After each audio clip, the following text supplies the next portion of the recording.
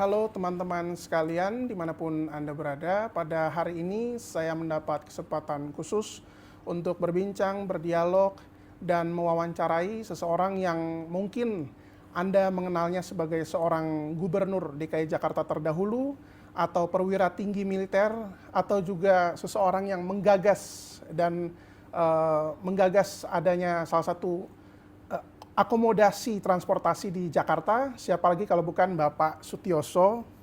Ya, selamat siang Pak. Terima kasih. Terima kasih atas waktunya. Ya. Hari ini kita akan berbicara, membahas bagaimana pengalaman Bapak dan juga karir Bapak. Pertama-tama Pak Sutioso, mungkin boleh diceritakan kepada kita bagaimana motivasi awal kiprah Bapak dalam dunia militer, lalu juga di tahun 97 menjadi gubernur DKI Jakarta hingga 2007 dalam masa kepemimpinan 5 presiden kalau nggak salah ya. Ya, Seperti betul. apa itu Pak awalnya? Ya, awalnya sebenarnya ya saya selesai melaksanakan pendidikan SMA itu, saya kepinginnya adalah masuk militer, ya, ke akademi militer. Cuman kendalanya di sini adalah tidak diizinkan ibu saya, gitu kan ya. Ya ibu saya itu nggak tahu, seperti trauma gitu kan. Dan di benak beliau itu seakan-akan kalau jadi tentara itu cepat mati gitu kan. Nah, sehingga saya akhirnya kuliah kan gitu. Kuliah itu kuliah dipaksa. Jadi hati saya pun tidak ke situ kan. Nah, akhirnya kan 2 tahun kuliah itu kan saya lalu di persimpangan jalan gitu kan. Sebab kuliah saya itu juga kuliah tipu-tipu saja. Ya seakan-akan pergi ke kampus padahal untuk nyeneng-nyenengkan ibu saya saja kan. Padahal saya keluyuran kemana-mana gitu kan. Nah ini pelajaran bagi anak muda ya. Kesimpulannya apa? Bahwa masa depan kita itu bukan ditentukan oleh orang tua kita, bapak ibu kita, oleh kakak-kakak kita, teman kita, bukan. Yang menentukan masa depan kita itu adalah diri kita sendiri gitu. Maka saat itu saya sudah bertekad bulat, saya harus tinggalkan kampus ya. Saya harus mengikuti hati nurani saya, bahwa saya memang kepinginnya itu di militer gitu. Dan untuk itu maka saya mendaftarkan diri menggunakan alamat teman saya gitu kan, supaya tidak ketahuan ibu saya. Jadi cerita singkatnya saya akhirnya keterima di akademi militer gitu kan.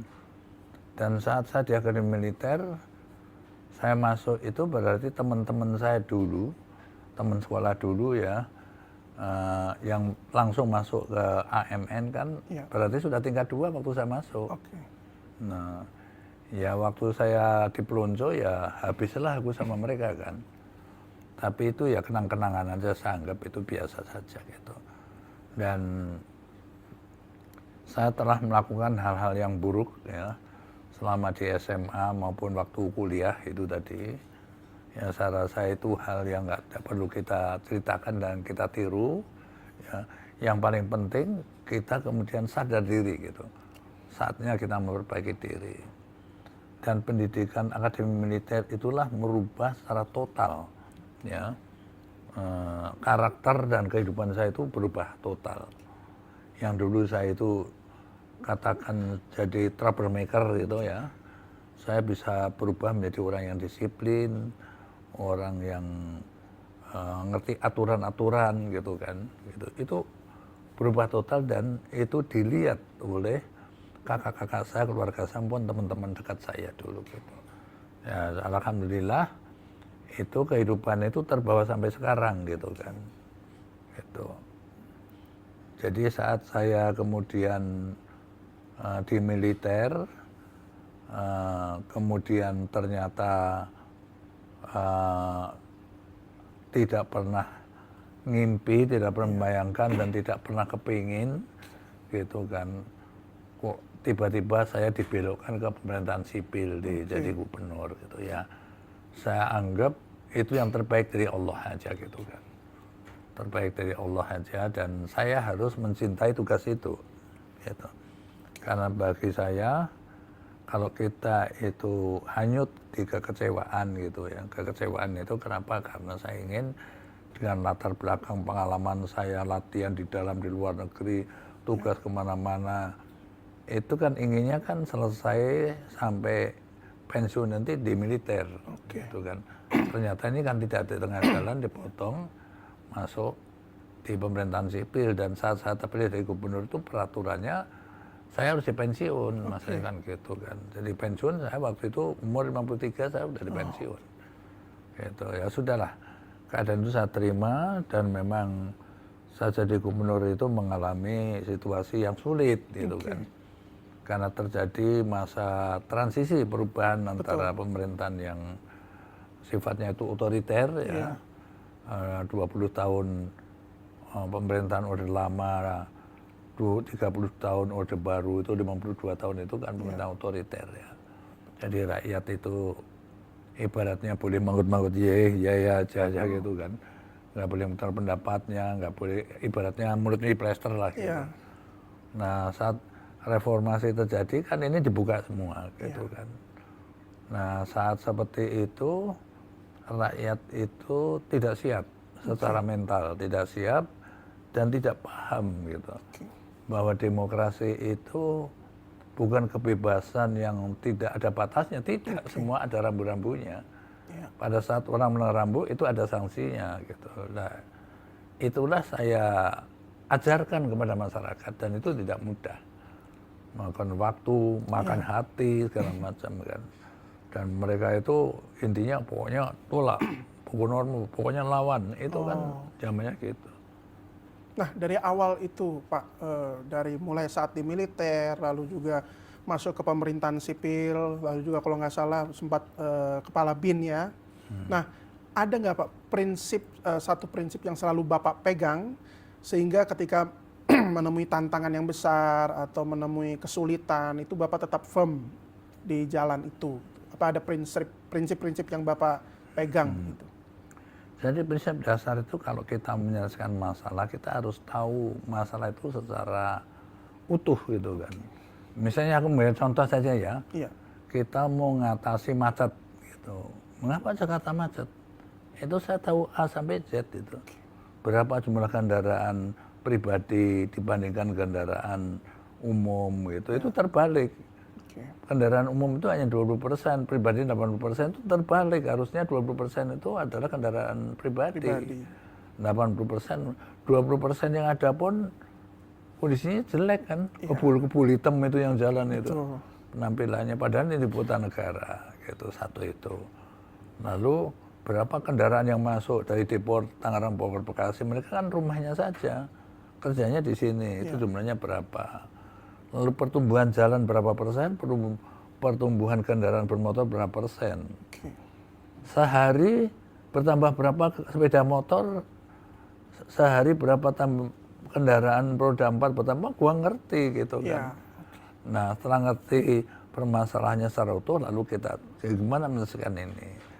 Nah saya juga tentu saja melihat orang lain kan, lakukan studi banding, semisal saya ke Bogota, Kolombia gitu. Kenapa itu saya pilih? Karena kondisinya kayak Jakarta persis dulu, ruwet, tapi bisa menyelesaikan masalah lalu lintas. Kenapa aku nggak berguru dari mereka kan gitu, itu antara lain. Jadi seorang pemimpin itu jangan merasa dirinya itu tahu semuanya gitu kan. Karena saya latar belakang militer, kalau soal strategi pertempuran aku paham betul kan. Tapi soal lain kan ada ahlinya, itulah yang kita panggil, kita ajak perjalanan kita, itu maksud saya begitu. Kalau seorang pemimpin sudah merasa dirinya pintar, tahu semuanya, dia sudah gagal dia kan, menurut saya sih. Iya, berarti harus mau belajar dari orang lain. Menggunakan kepandaian orang lain gitu kan. Diajak bekerja sama untuk menyelesaikan masalah kita. Masalah ibu kota kan bukan masalah sedikit, macam-macam. Betul itu. Nah, yang seperti Bapak sudah singgung itu mengenai masalah transportasi pada saat itu ya. Nah, mayoritas publik sekarang itu mengenal Bapak sebagai seorang penggagas adanya salah satu moda transportasi yang sekarang sedang berkembang pesat, yaitu Transjakarta. Nah, bagaimana Bapak melihat pada saat itu bahwa angka transportasi umum itu harus ditingkatkan, dan mengapa moda transportasi yang Bapak pilih waktu itu untuk digagas dan difokuskan adalah bus? Kenapa nggak yang lain, misalnya kayak kereta itu, atau akomodasi transportasi lain begitu Pak? Bukan. Transportasi Jakarta itu ada sistemnya namanya transportasi makro ibu kota. Gitu. Itu yang digarap juga para profesor-profesor transportasi yang ajak tadi. Oh, Jadi ada MRT itu kereta bawah tanah, itu rutenya juga sudah jelas dari Kota Tua, Tamrin, Sudirman, sampai ke Fatmawati, nanti belok ke kanan itu ke Lebak Bulus itu deponya di sana. Nanti ini diteruskan ke Depok sampai Bandung gitu kan, sorry, Depok sampai Bogor gitu kan. Bogor, ya. Jadi kenapa gitu? Karena banyak orang Bogor, Depok ke Jakarta naik mobil kan, Oke. gitu. Dan di Fatmawati sebanyak elevated. Oke. Elevated itu lewat jalan raya gitu kan. Iya. Kalau ini jalan supaya apa? Supaya murah, Oke. gitu. Saat dari Kota Tua sampai Tamrin itu kan lewat bawah tanah kan, gitu. Murah nggak apa-apa. Keretanya kan sama itu juga. Oke. Nah di Depok dan Bogor itu tuh ada stasiun besar. Ada stasiun besar. Jadi orang-orang apa namanya yang mau ke Jakarta itu parkir di situ atau antar keluarganya, habis itu naik kendaraan anu.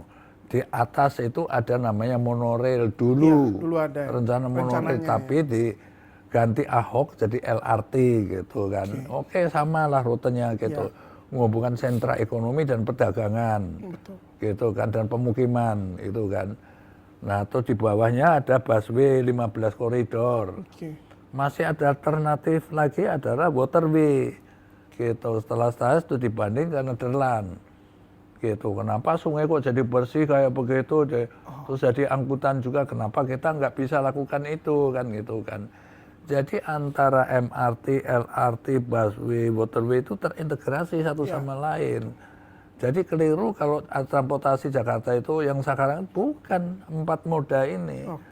Nah, yang ngarang rutenya itu ya tim itu, profesor-profesor bagian transportasi, dan juga yang saya panggil ahlinya dari ibu kota sana, karena kita punya sister city dengan ibu kota. Jadi expert sana juga saya minta untuk memberikan saran gitu. Sehingga rutenya itu diatur, itu terintegrasi, mengakses satu sama lain, teruji gitu, sehingga orang kemana mau kemana selalu dapat kendaraan umum. Nah saat itu kita kan lagi kena dampak krisis ekonomi, krisis politik kan. Masih ingat kan, di mana pemasukan duit ke DKI itu tidak ada. Jadi tahun pertama saya menjabat itu hanya 1,7 T. Rupiah kita 15-16 ribu per US dollar, uang tidak ada, nilainya tidak ada. Nah, oleh karena itu 97 sampai 5 tahun kemudian itu 2002, itu saya hanya survive saja gitu, bagaimana ibu kota ini tetap berfungsi. Nggak mikir lain-lain. Nah, 2003 itulah saya mikirkan menyelesaikan transportasi itu tadi kan. Anggaran kita juga sudah 9,6 triliun. Tetapi kendaraan-kendaraan ini kan kendaraan modern yang perlu investasi besar, nggak bisa kita membiayainya, gitu kan. Nah oleh karena itu saya tanya kepada profesor itu, Prof ini dari 4 moda ini mana moda yang tidak perlu investasi?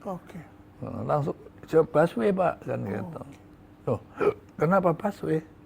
Nah busway kan jalan sudah ada Pak, tinggal pasang separator. Bis kita pesan, sopir kita ikut, jadi Pak gitu. Saya tanya sama tim, Prof, dari semua moda ini mana yang tidak perlu investor? Busway Pak. Gitu. Karena jalan kita punya, pasang separator, sopir kita rekrut, bisnya kita pesan, jalan Pak. Betul juga ya. Gitu. Pertanyaan terakhir dari terakhir, koridor mana dari 15 koridor ini yang paling sibuk? Koridor 1 Pak. Blok M Kota. Gitu. Karena itulah Blok M Kota koridor 1 saya buat sebagai starting point. Gitu. Jadi apa di dalam ada pikiran saya? Satu konsep yang menyelesaikan masalah sampai jangka panjang. Tetapi kalau tidak pernah kita mulai, istilahnya itu sampai hari raya kuda juga nggak jadi-jadi kan gitu kan. Maka harus saya mulai itu dari starting point Blok M Kota itu, Blok 1 itu, koridor 1 itu. Gitu. Dan anak buah saya kasih 6 bulan. Ya, ini bulan Juni saya bilang 2003 saya akan resmikan Desember. Oke. 15 Desember saya akan resmikan koridor 1 ini gitu. Dan saya minta agar jalurnya tidak berkurang. Kalau tadinya ada 3 jalur Tamrin dengan Sudirman kan tetap 3. Karena kita ngambil tengah sedikit, pinggir sedikit gitu. Sehingga jadi satu jalur gitu kan. Sisingamaraja yang 2 jalur juga tetap 2 jalur gitu. Tetapi bagaimanapun waktu saya sosialisasikan ke media kepada masyarakat kan semua orang melawan saya semua, menentang semua. Nah, ini satu pelajaran lagi ya. Jadi seorang pemimpin kalau sudah membuat satu konsep di mana meyakini menyelesaikan masalah, jangan pernah mundur kalau ada tantangan apapun itu. Tetap kita jalankan. Itu kan saya tabrak saja. Karena saya yakin ini menyelesaikan masalah. Bahkan selama sisa jabatan saya dari 2003 ke 2007, 4 tahun itu ya, saya selesaikan 10 koridor dari 15. 7 beroperasi, 3 infrastruktur. Infrastruktur itu artinya sudah paratornya sudah dipasang, haltenya sudah ada, tinggal bis sama sopir aja yang kita cari. Ini diteruskan oleh Ojibo pengganti saya gitu. Tapi ini tujuh. Dan ternyata menjadi sampai sekarang ini menjadi primadona transportasi masyarakat itu. Dan sepadan dengan itu kan dibikin juga LRT. MRT kan begitu. Jadi sekali lagi menjawab tadi bukan busway saja. Busway itu adalah cikal bakal, starting point yang saya mulai gitu karena dia tidak perlu investasi yang besar. Kemudian dilanjutkanlah dengan moda transportasi lainnya, MRT, LRT. Oleh gubernur berikutnya. Berarti roadmap itu sudah atau rencana itu sudah ada dari itu kan dulu di Monas kan. Ada 2 cewek yang terus nungguin gitu menjelaskan rute busway kemana, LRT kemana itu. Masih ada apa tidak saya sudah nggak tahu lagi dah. Nah, kalau kita berbicara mengenai pengalaman politik Bapak ya, generasi muda atau kaum milenial sekarang itu kan banyak yang skeptis terhadap politik ya, mereka takut untuk terjun langsung, takut tidak diterima oleh masyarakat dan lain sebagainya. Bagaimana Bapak melihat generasi kita ke depannya yang mungkin secara tanda petik atau harus bisa melek politik begitu? Justru anak-anak muda ini sekarang harus belajar politik kan, negara kita ini diatur oleh partai-partai politik kan. Mau tidak mau kita harus tahu. Maka ada partai Nasdem namanya yang membuat program remaja bernegara gitu. Itu maksudnya untuk itu supaya paham gitu bahwa politik itu seperti ini, ngatur negara itu lewat politik gitu.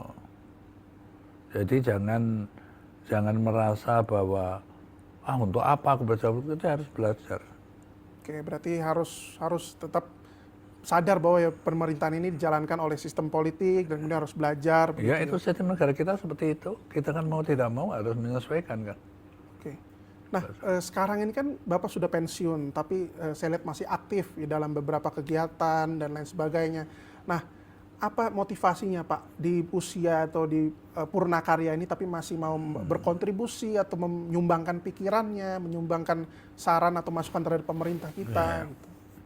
Jadi bagi militer itu bukan saya saja sama ya, saya rasa sama gitu bahwa pengabdian itu tanpa batas. Kita akan terus mengabdi sampai terakhir kali kita digotong ke liang kubur, itulah berakhir kita mengabdi ke negara. Mengabdi kan tidak harus terjun langsung kan, kita bisa di luar bisa melakukan sesuatu yang berguna, gitu. Misalnya memberikan saran-saran ke pemerintahan, bisa melakukan kegiatan sosial yang bermanfaat, membantu masyarakat, gitu. Dan saya berpikir itu memang hiburan saya gitu. Kalau saya nganggur, saya takut saya nanti lemah, terus saya cepat pikun, gitu. Saya harus buat ya otak saya terus berpikir, gitu. Ya berpikir yang positif dalam mengerjakan sesuatu. Itu yang saya harapkan juga para purnawirawan yang lain seperti itu. Justru dengan aktif itu memberikan energi mungkin ya. Iya kan, kita kan bergerak, kita kumpul dengan orang, kita tahu situasi, dan otak kita terus kita gunakan gitu kan. Betul. oke. Saya itu masih ingat kok nama-nama orang zaman dulu teman saya waktu kecil siapa Oke. masih pun ingat. Itu harus dipelihara ya Pak ya, supaya Iya, tidak masa cepat pelihara lupa seperti itu, gitu. ya. Oke, oke, oke. Baik, sebelum kita tutup Pak, mungkin ada pesan-pesan untuk anak muda generasi milenial yang menyaksikan video ini Pak. Ya, jadi para milenial bahwa kita mau tidak mau kita bersaing ya. Bersaing antara kawanmu tetapi juga lebih atas lagi bersaing antar negara, antar bangsa gitu. Dan kita terus berkembang terutama terhadap teknologi gitu. Sehingga kalian juga jangan sampai ketinggalan gitu. Ikuti perkembangan zaman ya. Kalian harus merasa yakin bahwa saya bersaing kamu bangsa Amerika, lu bangsa Eropa, Inggris, orang Prancis, aku harus bisa melawan sama kalian gitu. Jadi untuk itu kalian harus menyiapkan diri ya.